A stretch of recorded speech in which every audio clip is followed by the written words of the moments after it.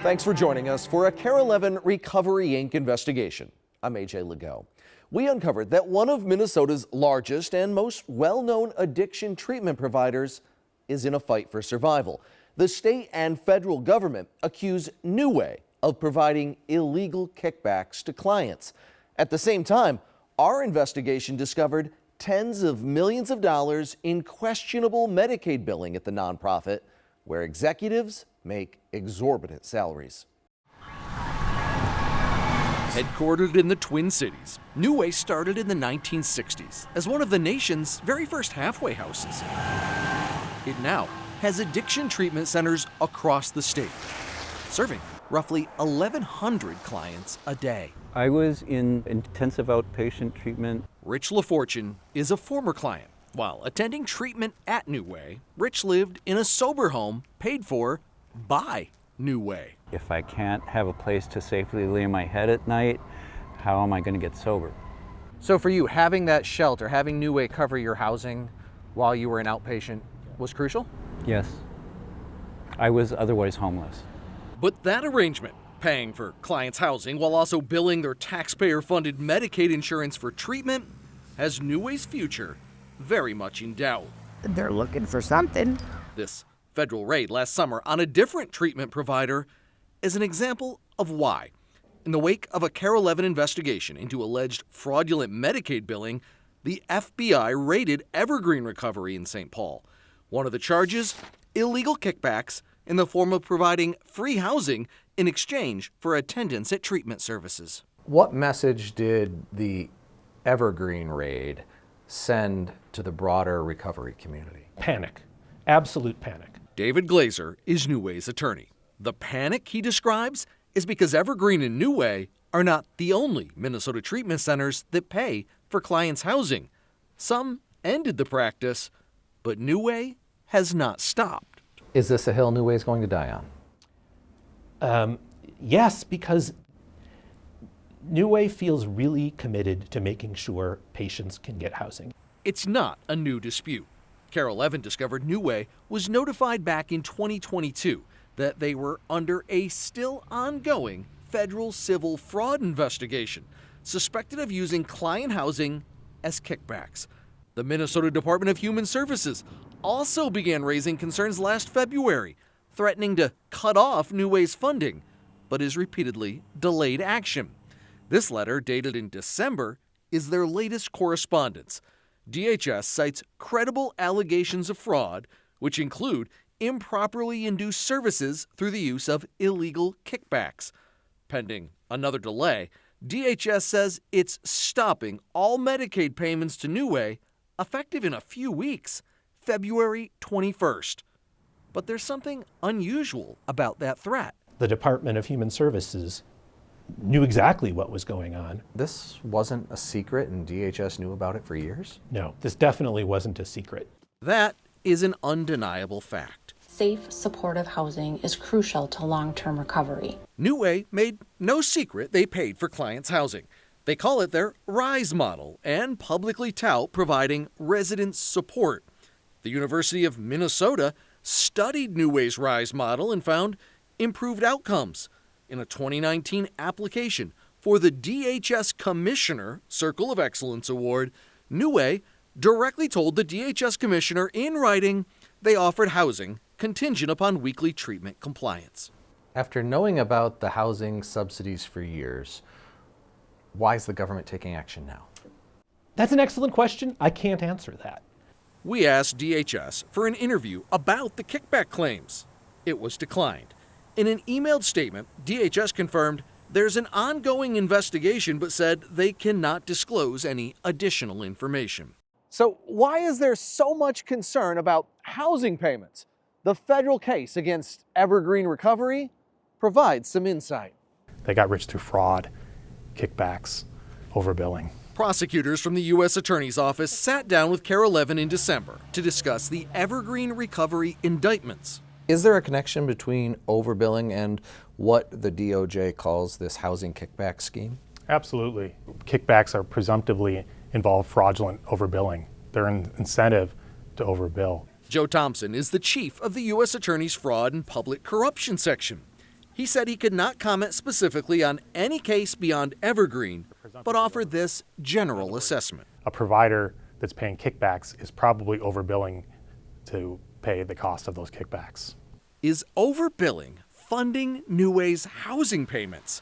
Their lawyer says no, but Carol Levin has been investigating NUWAY's billing practices for a year, and what we uncovered has clients responding like this. Oh, that was happening? Holy As part of our investigation, we uncovered internal NUWAY records where employees claimed they were committing tens of millions of dollars worth of billing fraud. That part of the story after the break.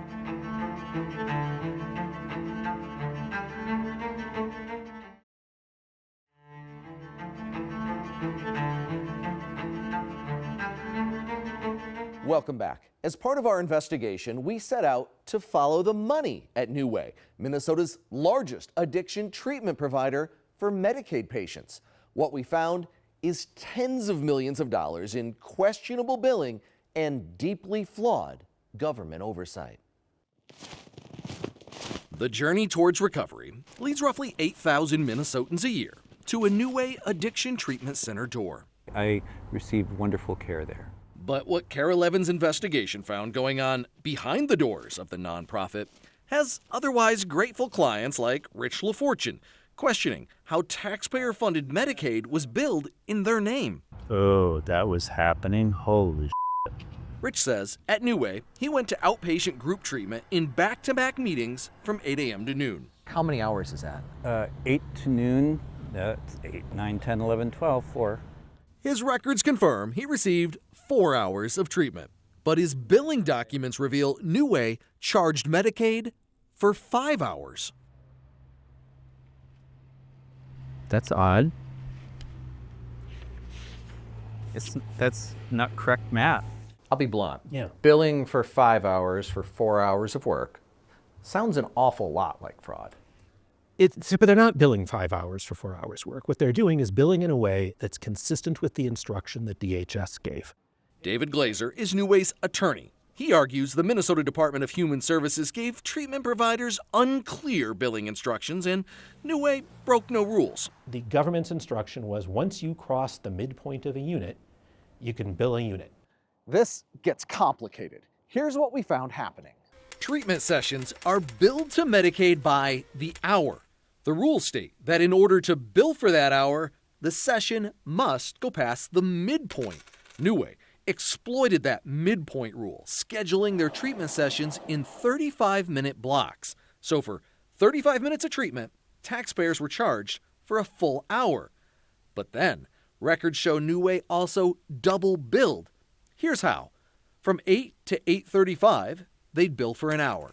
Then at 8:45, they'd start billing for another hour, double billing for the overlapping 15 minutes.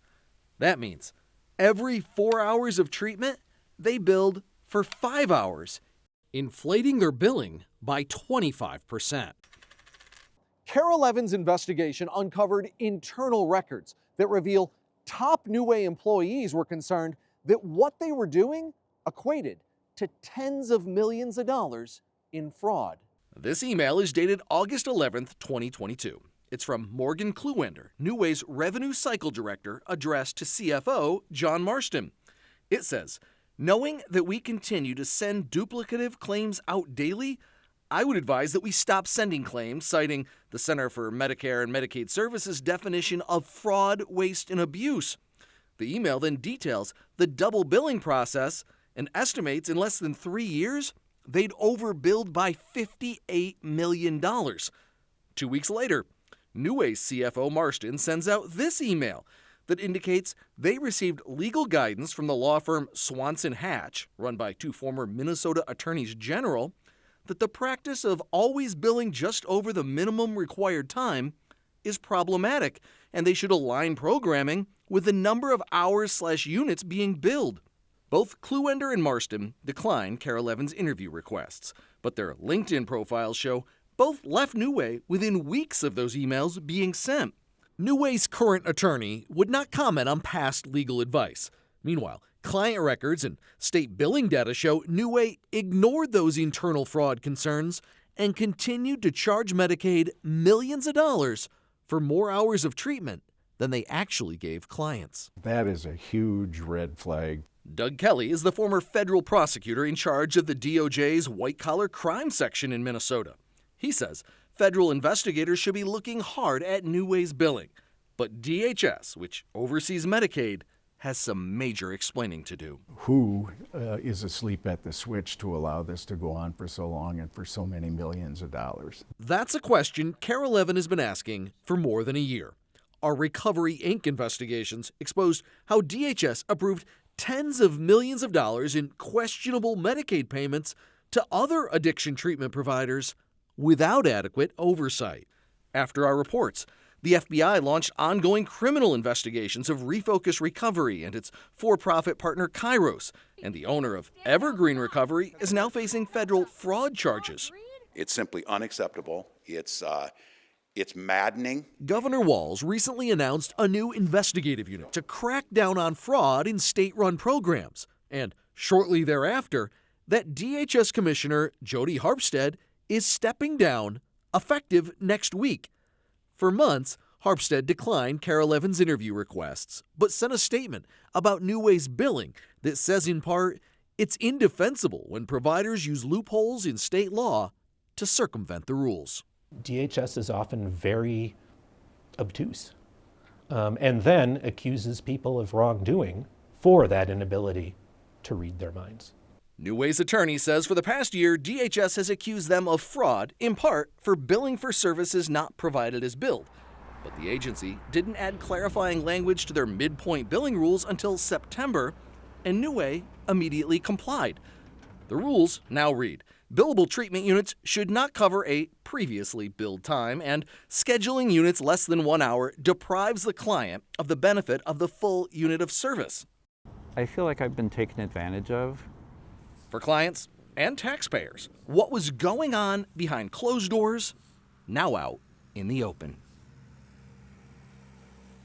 After the break, our investigation continues as we expose how NUWAY's questionable billing made the nonprofit's executives rich, and what we found is already leading to bipartisan calls for reform.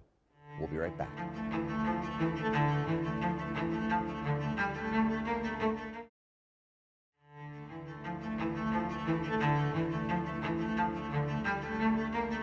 Thank you for bringing this to us. Thanks, AJ, for this. This is a big deal.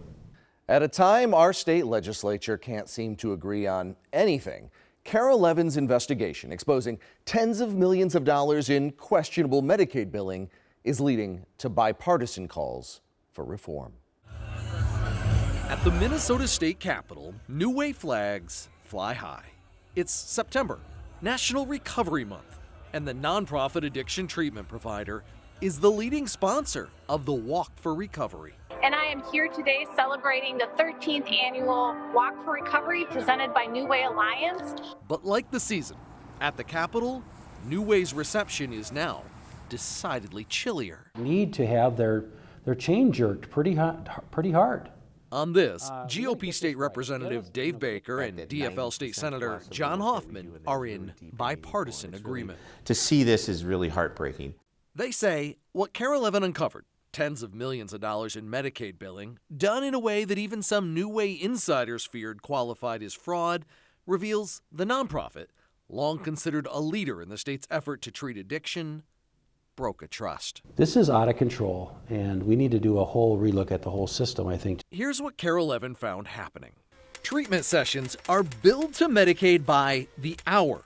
The rules state that in order to bill for that hour, the session must go past the midpoint. NUWAY exploited that midpoint rule, scheduling their treatment sessions in 35-minute blocks. So for 35 minutes of treatment, taxpayers were charged for a full hour. But then, records show NUWAY also double billed. Here's how. From 8 to 8:35, they'd bill for an hour. Then at 8:45, they'd start billing for another hour. Double billing for the overlapping 15 minutes. That means every 4 hours of treatment, they billed for 5 hours. inflating their billing by 25%. A unit is an hour. A unit is an hour. Yep. It's not 31 minutes consistently. We're not talking about pocket change. Medicaid data reveals for just group addiction treatment from 2018 to partway through 2024, NUWAY billed more than $180 million. Are taxpayers owed a refund based on what you've seen? Yeah. Absolutely. They're not billing improperly. David Glazer is NUWAY's attorney. He maintains the Department of Human Services' midpoint billing rules were vague, and his client did not bill illegally. The instruction from DHS supports what NUWAY was doing. What's clear is what NUWAY was doing was making the nonprofit's leaders rich. Hang outside the corporate headquarters, and you'll see C-suite executives in a parade of luxury cars that insiders say are leased by NUWAY. The nonprofit's tax records from 2023, the latest year available, reveal Chief Clinical Officer Ken Roberts paid more than $500,000. COO Tom Meyer paid $723,000. Most eye-popping, CEO David Venice's salary, more than $900,000 a year. Holy smokes. You're making that kind of money as top level leaders in this operation, and we're seeing this going on here. Citing credible allegations of fraud, DHS is threatening to begin withholding all payments to NUWAY effective February 21st. NUWAY, which has refused to make its executives available for interviews with KARE 11, recently released a slickly edited video warning of dire outcomes for all their clients if they're shut down. So if Minneapolis wants to add people to their homeless situation, closing NUWAY would be a good way to do it. Outgoing DHS Commissioner Jody Harpstead sent KARE 11 a statement that says, in part, it's indefensible when providers use loopholes in state law to circumvent the rules while using the people we are trying to help as a shield to avoid punishment. Lawmakers told us they don't necessarily want to see NUWAY shut down, but they owe taxpayers a massive refund. And now the organization faces its very own long walk for recovery. They lost their way in this case. A number of reforms are being introduced at the Capitol to explicitly crack down on exactly what NUWAY was doing. The big question is, what's next for NUWAY? Citing credible allegations of fraud, which include the alleged kickbacks and billing problems, DHS is threatening to begin withholding all Medicaid payments to NUWAY effective February 21st. That would effectively shut down the state's largest addiction treatment provider for low-income people. Clearly, there's a lot at risk here for some of our state's most vulnerable. With a KARE 11 Recovery Inc. investigation, I'm AJ Lagoe. Thanks for joining us.